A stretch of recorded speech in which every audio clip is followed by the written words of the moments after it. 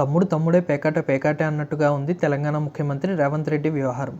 చట్టం విషయంలో సామాన్యులు, సెలబ్రిటీలు అందరూ తనకు ఒకటే అనే విషయాన్ని పుష్ప 2 సినిమా ప్రీమియర్ సందర్భంగా హైదరాబాద్ సంధ్యా థియేటర్లో జరిగిన తొక్కిసలాటలో అల్లు అర్జున్ను బాధ్యుడిని చేస్తూ అతన్ని ఓ రోజు జైల్లో పెట్టి ప్రభుత్వం తలుచుకుంటే ఎవరిని వదిలిపెట్టదనే సంకేతాన్ని సినీ ఇండస్ట్రీకి ఇచ్చారు.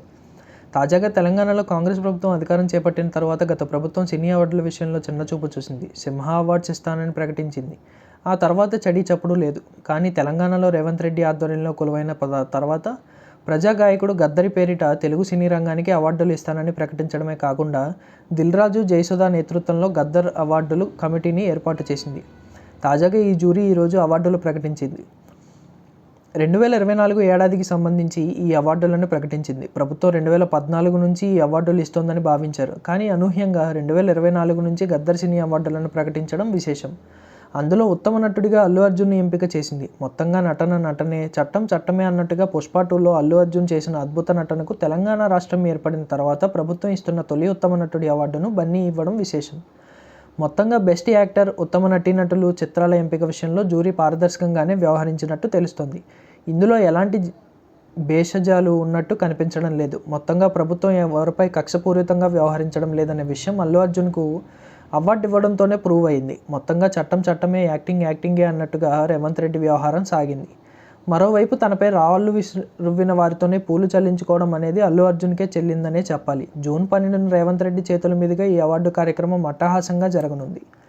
అయితే బెస్ట్ ఫీచర్ కింద కల్కి, పొట్టేల్, లక్కీ భాస్కర్, ఉత్తమ సామాజిక చిత్రం కింద కమిటీ కుర్రోళ్ళు, ఉత్తమ బాలల చిత్రం కింద 35 చిన్న కథ కాదు, ఉత్తమ హెరిటేజ్ ఫిల్మ్ రజాకర్, ఉత్తమ నూతన దర్శకుడు యదువంశీ, హోల్సమ్ ఎంటర్టైన్మెంట్ ఆయ్, ఉత్తమ దర్శకుడు నాగా అశ్విన్ కల్కి, ఉత్తమ నటుడు అల్లు అర్జున్ ఫర్ పుష్ప 2, ఉత్తమ నటి Nivetha Thomas for 35 Chinna Katha Kaadu, best supporting నటుడు ఎస్జే సూర్య సరిపోదా శనివారం, బెస్ట్ సపోర్టింగ్ నటి Ambajipeta fame Saranya, music Bheems Razakar, best singer Sid Sriram Ooru Peru Bhairavakona, best singer female Shreya Ghoshal Pushpa 2, best comedians Vennela Kishore Satya, ఉత్తమ బాలనటులు అరుణ్ దేవ్ 35 చిన్న కథ కాదు, హారిక, మెర్సీ క్లీలింగ్, ఉత్తమ రచయిత Shiva Paladugu music shop Murthy, best screenplay writer Venky Atluri Lucky Bhaskar, ఉత్తమ పాటల రచయిత Chandrabose for Raju Yadav, best cinematographer Viswanath Reddy for Gaami,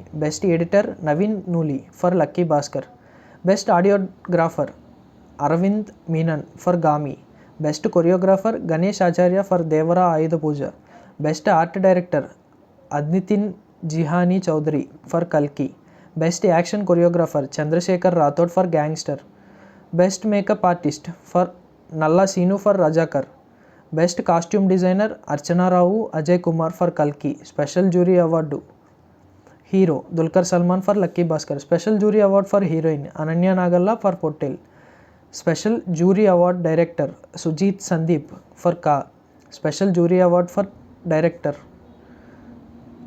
Sujeeth Sandeep for Ka, special jury award for producer Prashanthi Reddy Rajesh Kallepalli for Raju Yadav, jury special mention singer Faria Abdullah, rap song Mathu Vadalara. చిన్న చిత్రాలు, పెద్ద సినిమాలు, స్టార్ హీరోలు, కొత్త దర్శకులు అన్న తేడా లేకుండా అందరికీ సమన్యాయం అన్నట్టుగా ఈ అవార్డులను ప్రకటించినట్టుగా కనిపిస్తోంది. మరి ఈ అవార్డులపై టాలీవుడ్ ఎలా రియాక్ట్ అవుతుందో చూడాలి. ఇక ఈ అవార్డుల కోసం మొత్తం 1248 నామినేషన్లు వచ్చాయి. 11 కేటగిరీల్లో అవార్డులను వెల్లడించారు. 2014 జూన్ నుంచి 2023 డిసెంబర్ 31 వరకు వచ్చిన చిత్రాల్లో ఒక సినిమాను ఉత్తమ చిత్రంగా ప్రకటించారు. 2024 ఏడాదిలో రిలీజ్ అయిన అన్ని చిత్రాలకు అన్ని కేటగిరీల్లో అవార్డులను ప్రకటించారు. ఇక ఈ అవార్డులన్నీ జూన్ 14న ప్రదానం చేయనున్నారు.